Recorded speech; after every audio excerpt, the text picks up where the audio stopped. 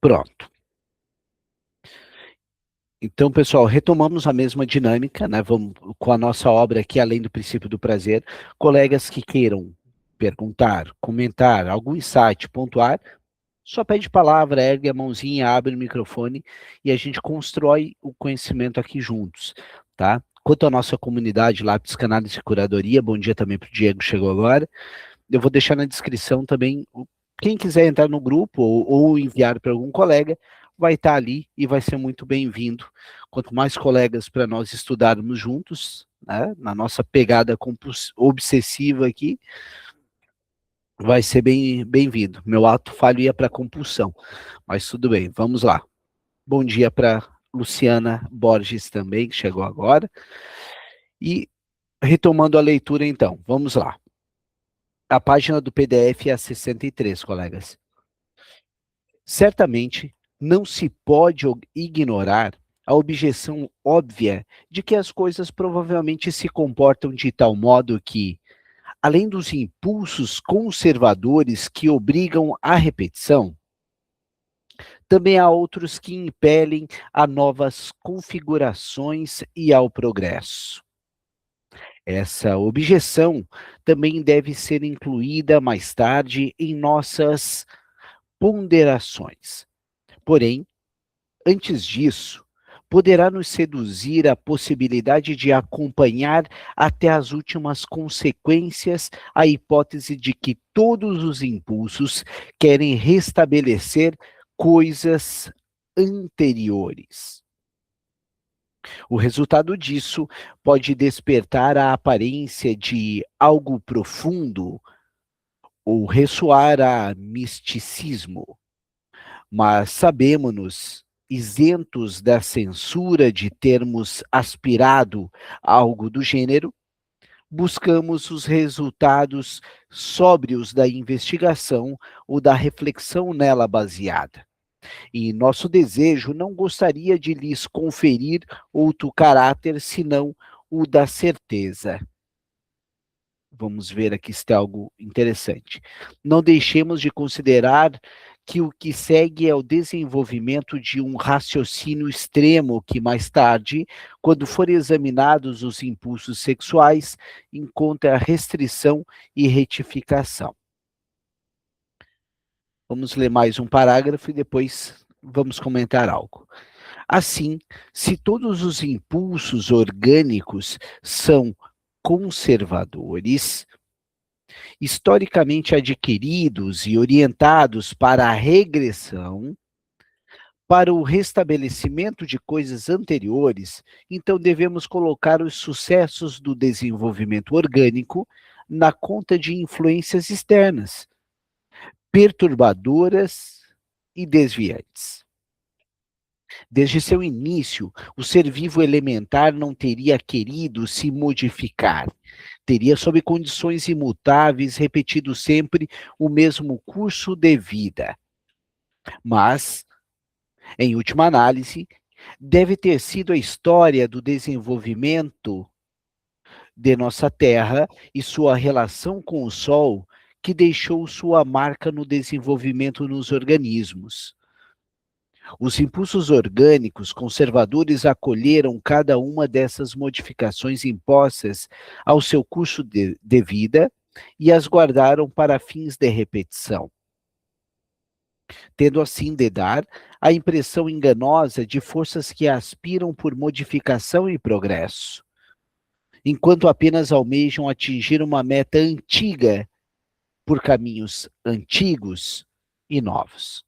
Essa meta final de toda a aspiração orgânica também poderia ser indicada. Seria uma contradição à natureza conservadora dos impulsos se a meta da vida fosse um estado nunca antes alcançado. Deve ser antes um estado antigo, um estado de partida que a matéria viva certa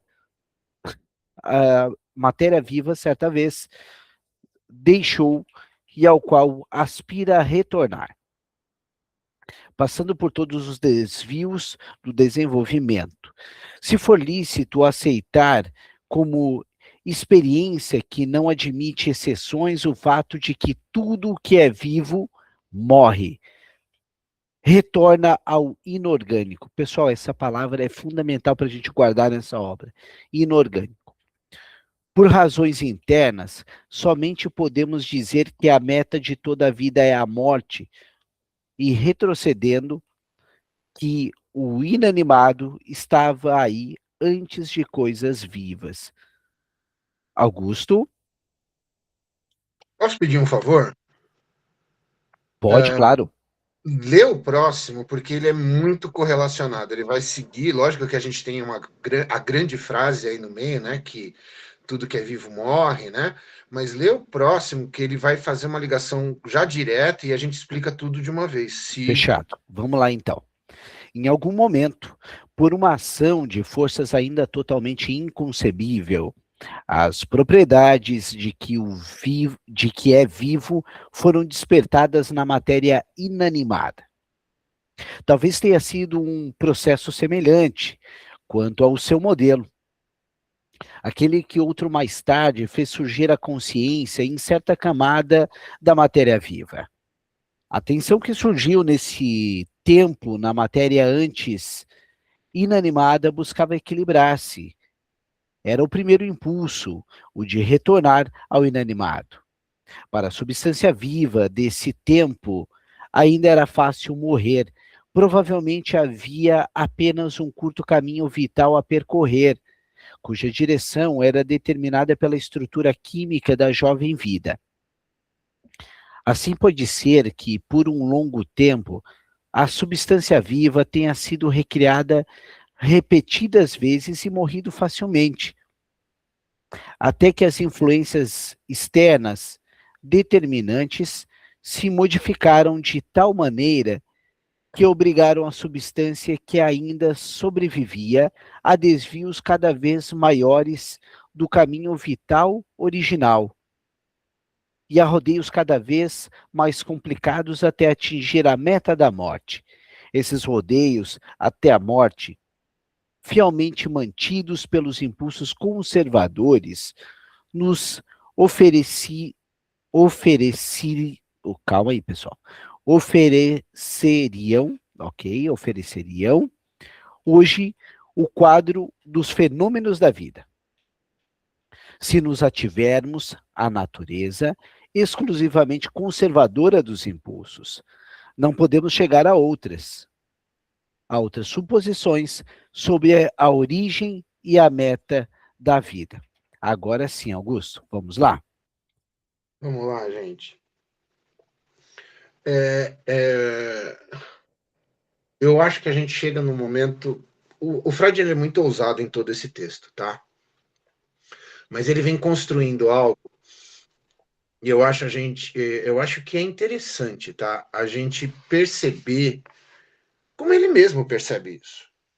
Antes dele apresentar essa hipótese, ele faz quase que um pedido de desculpas ao leitor, tá? Ele vai começar a apresentar uma hipótese aqui, e ele faz quase um pedido de desculpas para a gente.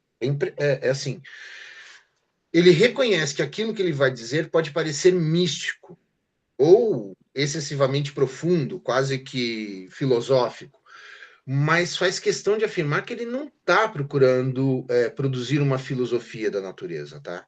Ele afirma isso. Ele continua tentando responder com os recursos da metapsicologia a pergunta que nasceu na clínica.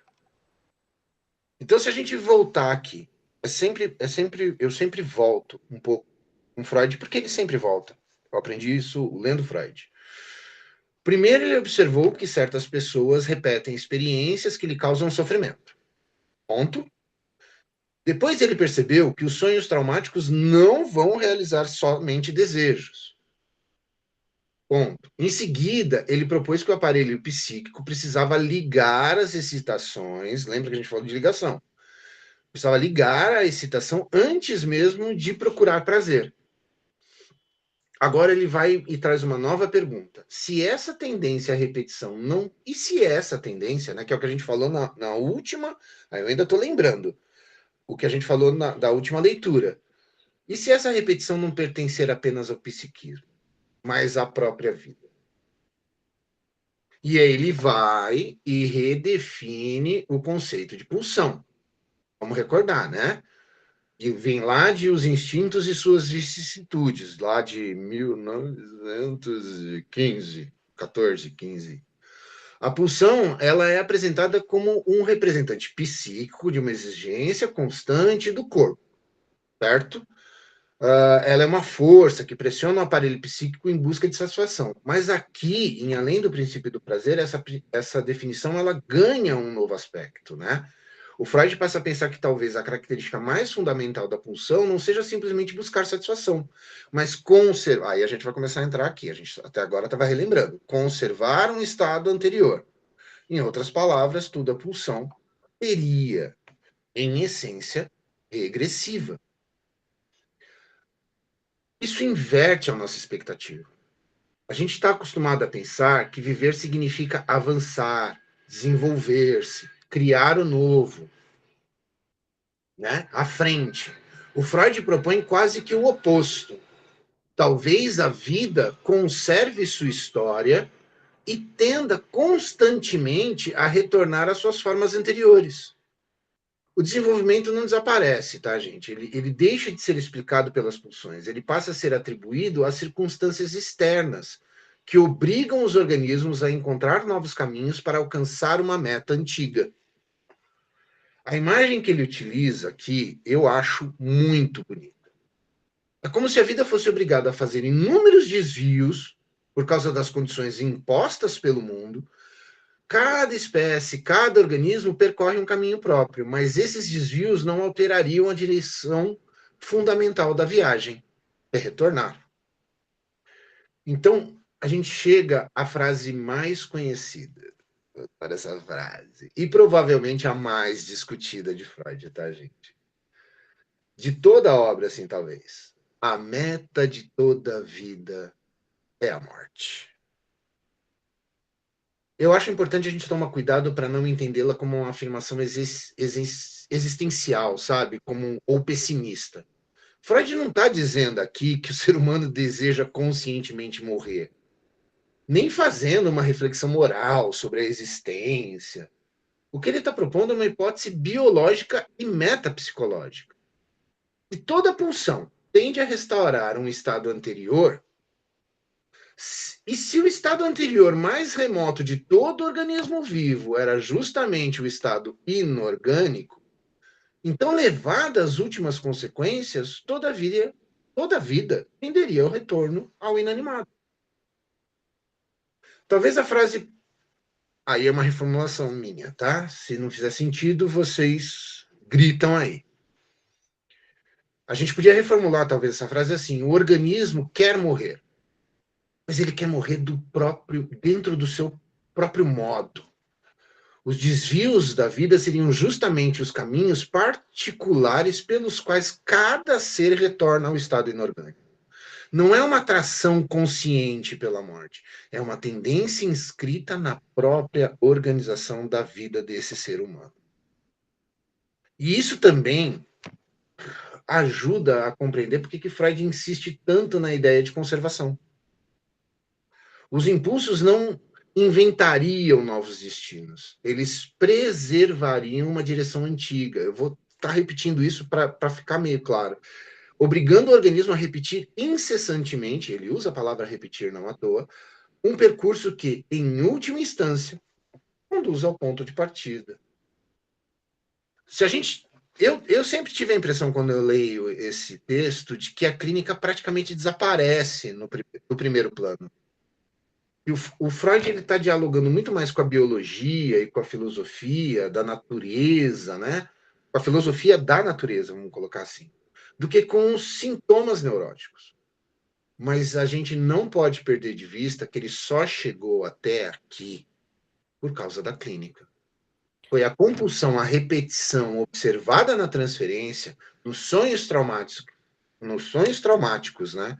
E na brincadeira infantil que obrigou a formular essa hipótese tão ampla. Augusto, deixa eu ir junto contigo aqui, Augusto. Vamos pensar, porque enquanto tu falava, eu ia construindo aqui e imaginando a aplicação na clínica. Porque eu, particularmente, Augusto, né, eu vou compactuando ali com tudo que tu falou e tu muito bem pontuou até aqui. E principalmente que tu reforçou e algo que a gente tem que reforçar junto com o que o Augusto falou, né? Essa questão freudiana de não misticismo e não é morte no sentido existencialista, mas no sentido ao inorgânico. Então, pessoal, como o Augusto bem pontuou para nós ali, estamos falando, eu sempre digo, ninguém entra na análise para mudar. Uhum. Não é esse o lugar de quem entra na análise. É para mudar todo mundo ao redor. Essa é a queixa. Então vamos pensar o que Augusto estava nos falando, que a repetição, no intuito freudiano, não é para ir atrás do que eu gosto, é para ir atrás da familiaridade. A gente pode buscar até a neurociência, né, Augusto? Com as conexões sinápticas pré-estabelecidas que o sujeito vai voltar. Hoje a gente veja neurociência reforçando o que foi falado ali. E como que a gente veja isso na clínica? A pessoa te diz que sempre com o mesmo, termina o relacionamento e de repente começa com algo muito parecido, né? Essa predisposição a voltar à cena anterior, é isso que o Freud clinicamente nos fala. Nós temos essa predisposição a voltar à cena anterior, talvez buscando reelaborar, mas acaba não fazendo nada diferente, né? Mas deixa eu ver se eu botei algumas anotações aqui também do lado, que eu tenho aqui.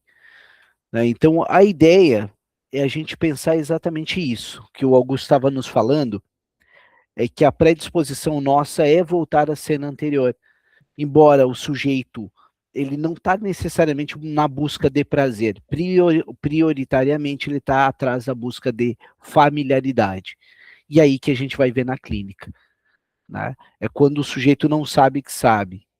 E é por esse lado que a gente vai indo. Augusto, precisa pontuar mais alguma coisa do que estávamos lendo aqui? Não, acredito que não. Eu espero que tenha ficado tranquilo aí, pessoal, entender. Não, bom, para mim ficou bem tranquilo também, tá? Né, então, vamos pensar aqui o que o Augusto falou, e é legal a gente notar que a predisposição não seria a morte existencial, mas ao inorgânico, ao silêncio, aquele lugar o mais quietinho, né? A pulsão não busca novidade. Né? Tudo que o Freud está nos trazendo é esse retorno prévio. Colegas, alguém gostaria de pontuar alguma coisa a mais frente ao que o Augusto nos explicou? Senão eu retomo aqui esse trecho, tá? Afinal, é um texto muito rico. Então, Rita, por favor. E também, como eu penso, né? Também não é uma afirmação, é um entendimento. Eu vejo, sim, que Freud ele fez uma analogia com a origem da vida no mundo, que a matéria, tudo era inorgânico, e a matéria viva nasceu do inorgânico. Então, ela nasceu ali no inorgânico. Ela tem tendência a voltar no mesmo lugar, que é o inorgânico. Então, viver, tem até uma frase em algum lugar que eu li dele que fala que a vida essa tentativa de manter-se, né? E as pulsões são as fontes, a origem, né, de tudo isso. Então, eu vejo que penso assim, né? De um modo bem simples. Perfeito. Então, vamos seguir mais um pouquinho aqui. A Rita já pontuou ali, agora a gente vai ler mais um pouco e depois vamos trabalhar juntos. Tão estranho quanto essas conclusões soa aquilo que resulta quanto aos grandes grupos de impulsos que estatuímos por trás dos fenômenos vitais dos organismos. A instauração dos impulsos de autoconservação que admitimos em todo ser vivo encontra-se em notável oposição à hipótese de que o conjunto da vida impulsional serve para ocasionar a morte. Vista sob essa luz, encolhe a importância teórica dos impulsos de autoconservação, de poder e de busca por reconhecimento. São impulsos parciais, destinados a assegurar o caminho próprio do organismo rumo à morte e manter a distância outras possibilidades de retorno ao inorgânico que não as imanentes. Mas isso anula o enigmático empenho do organismo de se afirmar, apesar do mundo inteiro. Empenho possível de inserir em algum contexto. O que resta é que o organismo quer morrer apenas à sua maneira. Esses guardiões da vida também foram originalmente serviçais da morte. Surge aí um paradoxo de que o organismo vivo se opõe da maneira mais enérgica a influências, perigos, que poderiam ajudá-lo a atingir sua meta vital por um caminho breve, por curto-circuito, por assim dizer. Mas esse comportamento caracteriza precisamente uma aspiração puramente impulsional, em oposição a uma aspiração inteligente. Conforme os editores alemães, as edições anteriores de 1925, havia nesse ponto uma nota de rodapé dizendo: ver, aliás, a posterior correção dessa concepção extrema sobre os impulsos de autoconservação. Nada muito relevante para a nossa leitura, colegas. Porém, refletamos, as coisas não podem ser assim. Os impulsos sexuais, para os quais a teoria das neuroses reivindicou uma posição especial, são colocados sob uma luz totalmente diferente. Nem todos os organismos estão sujeitos à compulsão externa que os impulsiona a um desenvolvimento cada vez maior. Muitos conseguiram se conservar até o presente em seu estágio inferior. Afinal, hoje ainda vivem, se não todos, pelo menos muitos seres vivos, que devem ser semelhantes aos estágios preliminares dos animais e plantas superiores. E da mesma forma, nem todos os organismos elementares que compõem o complicado corpo de um ser vivo superior percorrem todo o caminho de desenvolvimento até a morte natural. Augusto, vou terminar esse parágrafo, daí a gente fala, tá? Perfeito. Alguns dentre eles, as células germinativas, provavelmente conservam a estrutura original da substância viva e se separam de todo o organismo depois de certo tempo, carregados com todas as disposições de impulsos herdadas e adquiridas. Talvez sejam precisamente essas duas propriedades que lhes possibilitem sua existência autônoma. Colocadas em condições favoráveis, tais células começam a se desenvolver, isso é, a repetir o jogo ao qual devem sua origem. Isso termina com uma parte de sua substância levando o desenvolvimento até o fim, enquanto outra parte, sob a forma de novo resto germinativo, retoma outra vez o início do desenvolvimento. Assim, essas células germinativas trabalham contra a morte da substância viva e sabem alcançar para ela o que para nós precisa parecer uma imortalidade potencial. Embora isso talvez apenas signifique um alongamento do caminho para a morte. É extremamente significativo para nós o fato de a célula germinativa ser fortalecida ou antes realmente capacitada para essa tarefa por meio da fusão com outra semelhante a ela e, no entanto, dela distinta. Augusto, por favor. Gente, eu vou fazer uma intervenção bem mínima aqui, eu acho, porque o Freud ele ainda está respondendo à objeção que ele mesmo levantou no parágrafo anterior, tá? Esses parágrafos eles vão fazer parte da mesma unidade argumentativa de Freud. Então, o raciocínio está acontecendo assim. Hipótese. Ele sempre lança hipótese. Toda pulsão é conservadora e tende ao retorno de um estado anterior. Certo? Ele vai trazer a consequência. A meta de toda a vida seria a morte. E aí, no que ele... Niki, né? Eu gosto de falar Niki. Niki, ele fala isso. A objeção imediata. Mas então, como é que a gente explica os impulsos de conservação? Como explicar a reprodução? Como explica a própria continuidade da vida? O texto ele vai começar a mudar de tom, ele vai começar a falar, porém, reflitamos, as coisas não podem ser assim. Então, essa frase ela é importante. Se a gente, o que eu sugeriria, a gente ler os próximos parágrafos, que aí ele vai juntar tudo isso e ele vai começar a mostrar que a teoria, ele vai sempre fazer esse movimento, tá? Que a teoria antiga continua verdadeira, mas ela não é suficiente. Então, ele vai complementar. Se a gente for pensar nisso, foi o trauma, o sonho, a repetição, né? Os impulsos. Agora ele começa a colocar os impulsos de autoconservação, né? E ele não está dizendo, olha, os impulsos estavam errados. Mas talvez tenha um lugar diferente daquele que a gente imaginava.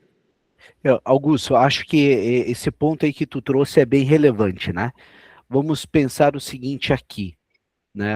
Qual é a frase ali, entre as perguntas, na verdade, que o Freud está respondendo aqui, é o seguinte, né? Por que esse paciente, esse paciente não, esse sujeito, né? Porque ao mesmo tempo que ele quer morrer, ele quer viver. Né? As contradições entre as pulsões, a pulsão de vida e a pulsão de morte que está surgindo aqui, né? Me parece que parte do que ele quer dizer é o seguinte, que esse organismo ele quer ir para o inorgânico, talvez até o morrer, mas é do jeito dele, né, Augusto? Sim, é do jeito dele, vai criar o próprio caminho, entendeu? É do jeito dele. E quando a gente fala de célula germinativa, a gente vai pegar ali na frente, que é literalmente essa situação de um ciclo que vai se renovando, se restaurando e se repetindo e buscando, entendeu? A gente vai chegar bem nesse lugarzinho aí agora. Ele é muito... Esse final dessa parte, ela é muito... Ele vai...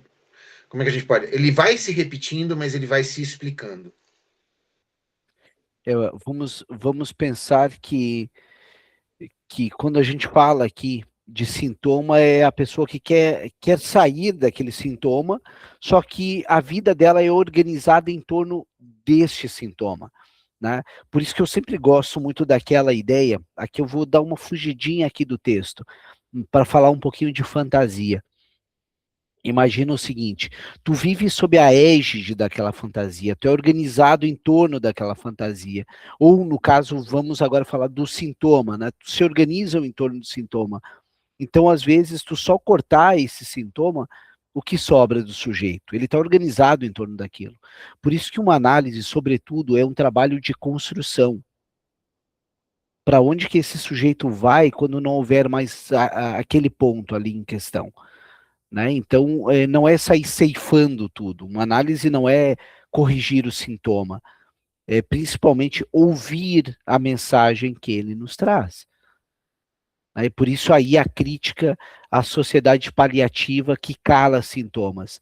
Né? Eu gosto daquela metáfora que eu sempre digo, se o prédio pega fogo, não é desligar o alarme, né? Identificar quem é que está tocando fogo em tudo. Mas enfim, voltando, pergunta que falávamos e procuramos responder aqui, é esse sujeito que quer a busca de pulsão de morte, porque ele insiste em viver. Né? E aí a gente está chegando numa resposta que ele quer morrer, mas quer morrer da sua própria maneira. Augusto, mais algum ponto antes de eu retornar aqui, meu caro?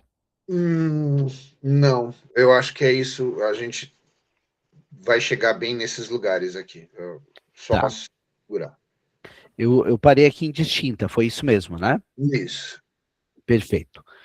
Os impulsos que cuidam dos destinos desses organismos elementares que sobrevivem ao indivíduo que providenciam seu abrigo seguro enquanto estiverem indefesos aos estímulos do mundo exterior, que produzem seu encontro com outras células germinativas e etc., formam o grupo dos impulsos sexuais. São conservadores no mesmo sentido que os outros ao trazerem de volta estados anteriores da substância viva, mas o são em medida mais intensa ao se mostrarem especialmente resistentes a influências externas. E, além disso, ainda no outro sentido, visto que conservam a vida mesmo por períodos mais longos. E, no entanto, são apenas eles que podemos reclamar em favor de uma tendência interna ao progresso e ao desenvolvimento ascendente. Vamos voltar aqui. Eles são os genuínos impulsos vitais, pelo fato de se oporem ao propósito de outros impulsos. Propósito que, devido à função desses impulsos, leva à morte. Manifesta-se uma oposição entre eles e os restantes, cedo reconhecida como significativa pela teoria das neuroses. Há como que um ritmo vacilante na vida dos organismos. Um dos grupos de impulsos avança precipitadamente a fim de atingir o mais rápido possível a meta final da vida. O outro recua em certo ponto desse caminho para refazê-lo, a partir de um ponto determinado e assim prolongar a duração do caminho. Porém, ainda que a sexualidade e a diferença dos sexos certamente não existissem no começo da vida, é possível que os impulsos a serem posteriormente denominados de sexuais tenham entrado em atividade desde o começo dos começos, não assumindo seu trabalho de antagonismo ao jogo dos impulsos do eu apenas no momento posterior. Caberia depreender do contexto que impulsos do eu é aqui uma designação que pretendemos provisória e que está ligada à primeira nomenclatura da psicanálise. Recuemos nós mesmos uma primeira vez para perguntar se todas essas especulações não carecem de fundamentação. Pessoal, observem o que o Freud fala, né? Especulação. Não há realmente, abstraindo dos impulsos sexuais, qualquer outros impulsos senão aqueles que querem restabelecer um estado anterior. Não há também outros que aspiram por um estado nunca alcançado. Não sei de qualquer exemplo seguro no mundo orgânico que contradiga a caracterização que propomos. É certo que nos reinos animal e vegetal não se pode comprovar o impulso geral de desenvolvimento ascendente, ainda que tal orientação de desenvolvimento seja de fato incontestável. No entanto, por um lado, muitas vezes é só uma questão de avaliação nossa quando declaramos que um estágio de desenvolvimento é superior a outro. E, por outro lado, a ciência das coisas vivas nos mostra que o desenvolvimento ascendente num ponto, com frequência, é compensado ou pago com retrocesso em outro. Também há número bastante grande de formas animais cujos estágios jovens nos permitem reconhecer que seu desenvolvimento adotou antes um caráter regressivo. Tanto o desenvolvimento ascendente quanto a involução poderiam ambos ser consequências de forças externas pressionando por adaptação. E o papel dos impulsos poderia se limitar nos dois casos a conservar. Eu vou terminar esse trecho e passo daí para ti, Augusto. Sob a forma de fonte interna de prazer, a mudança imposta. Só deixa eu ver o 7 aqui, o que ele fala. Por outro caminho, Ferenczi chegou à possibilidade da mesma concepção, estágios de desenvolvimento do senso de realidade, levando até o fim de maneira consequente esse raciocínio. Precisamos nos familiarizar com a ideia de uma tendência à inércia, ou mesmo à regressão, que também domina a vida orgânica, enquanto a tendência ao desenvolvimento continuado, a adaptação e etc., só ganha vida em razão de estímulos externos. Augusto? Vamos lá, gente. Vamos voltar. Nos parágrafos anteriores, certo? Ele lança uma hipótese que é considerada extrema, né? Se toda pulsão tende a restaurar um estado anterior, então a meta última da vida seria o retorno ao inorgânico. Naturalmente, essa afirmação levanta uma objeção imediata. Se é assim, por que a vida continua? Ele pergunta. Como explicar a reprodução, a conservação das espécies? Né, que é aquilo que eu já vinha falando. Toda a complexidade do desenvolvimento biológico. Como que você explica? É justamente essa objeção que ele está tentando responder nesses parágrafos que a gente leu. Né? Ele reorganiza a teoria das pulsões, né, que vinha lá dos 3 ensaios da teoria da sexualidade, os instintos e suas vicissitudes. Né? A sexualidade ela aparecia, sobretudo, como uma grande força que organiza a vida psíquica. Agora ele passa a ocupar. Agora ele fala que ela passa a ocupar também um lugar biológico e metapsicológico. Os impulsos sexuais deixam de ser apenas aqueles ligados ao prazer ou à reprodução e tornam-se as forças responsáveis por manter a continuidade da vida. Né? Você percebe que ele não abandona a hipótese anterior, ele nunca vai fazer isso, ele sempre complementa. Ele a modifica, né? Ele continua afirmando que toda pulsão é conservadora, mas percebe que existem 2 formas diferentes de conservação.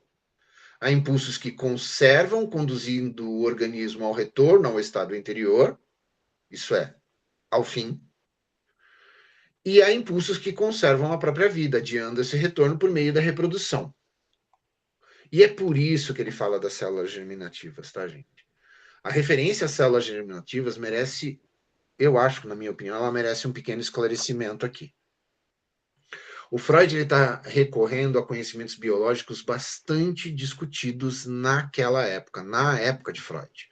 As células germinativas, no caso, eles citam espermatozoides e óvulos, ou seus equivalentes, tá, em outros organismos. Elas pareciam possuir uma característica singular, enquanto o restante do organismo envelhece e morre. Elas carregam a possibilidade de reiniciar continuamente o processo da vida. O Freud vê nisso um modelo para pensar a sexualidade. Tá?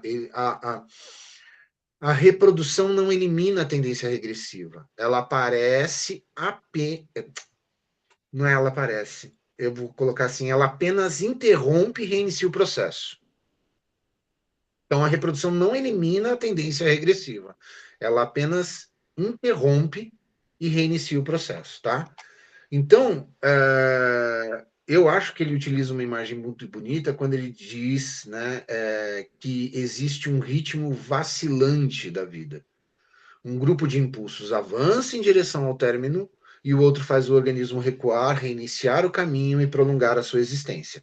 Então, enquanto um grupo de impulsos, né, tá indo em direção ao término do percurso, quando ele fala das células germinativas, ele fala exatamente do outro organismo que faz recuar, reiniciar o caminho e prolongar a sua existência. A vida passa, então, a ser pensada como uma tensão permanente entre 2 direções. Uma quer encerrar e a outra quer prolongar.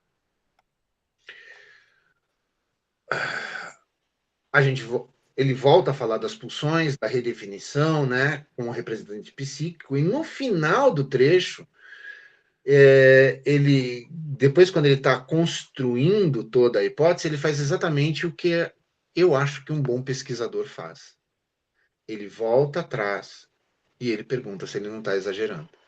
Será que realmente não existem impulsos voltados para o progresso? Será que toda mudança precisa ser explicada apenas por influências externas, em vez de esconder as dificuldades da teoria? Ele coloca isso diante do leitor, ele volta com essas perguntas. E metodologicamente falando, tá, galera, isso é importante, porque o Freud ele não apresenta a metapsicologia como um sistema fechado. Ele pensa diante da gente. Ele levanta uma hipótese, testa as consequências dessa hipótese, encontra as objeções dessa hipótese e tenta responder. Eu acho que isso é uma das coisas que tornam, além do princípio do prazer, um livro tão fascinante, né? Porque a gente acompanha não apenas as conclusões do Freud, mas o próprio processo com o qual ele chega a elas. E aí volta a minha paixonite pelo Freud, tá? Eu estou só falando isso porque é minha paixonite mesmo. Ele não chega para a gente e fala assim, ó, gente, é isso, tá? Eu tirei do nada. Não, ele explica, ele mostra como é que ele chega nessas conclusões. A principal conquista dessa sequência que a gente acabou de ler é justamente essa. Repetindo, a compulsão à repetição deixa de ser apenas um fenômeno observado na clínica e passa a ser compreendida como uma expressão de algo muito mais amplo, inscrito na própria organização da nossa vida. A partir daqui, a pergunta já não é mais simplesmente por que repetimos, mas por que a própria vida parece conservar incessantemente a sua história. Augusto, Pode falar. deixa eu trabalhar aqui junto contigo aqui, que o Thiago perguntou uma coisa que acho que vai ajudar bastante. O Thiago perguntou aqui, ó, nessa época, como o Freud estava? Tem algum relato disso? Pergunto porque, apesar de desenvolver uma teoria, parece também estar numa crise existencial. Thiago, faz todo sentido o que tu falou. Né, estamos falando de uma teoria ali em meados de 1920, que é essa, além do princípio do prazer, e essa é a época, o Freud, ele estava com 64 anos, mais ou menos, e ele perde, se eu não estou equivocado, é a Sophie, é a filha. Ele perde uma filha em 1920, eu acho que é a Sophie, que inclusive deixa até alguns netinhos. A Sophie morre na gripe espanhola, então, que era o que permeava dessa década de 20, gripe espanhola, estamos falando da Primeira Guerra Mundial, que acabou, então o Freud está nesse contexto, flertando com a morte, né?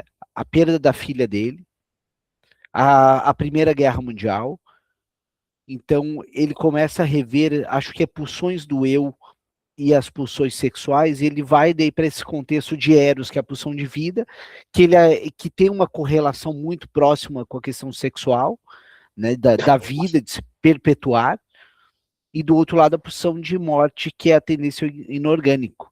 Né? Então, o que tu perguntou faz todo sentido, porque o autor não foge, né? Não foge da sua história biográfica também. Né? Augusto, mais umas considerações, meu caro. Não, só reforçando isso que você falou e que o Thiago perguntou.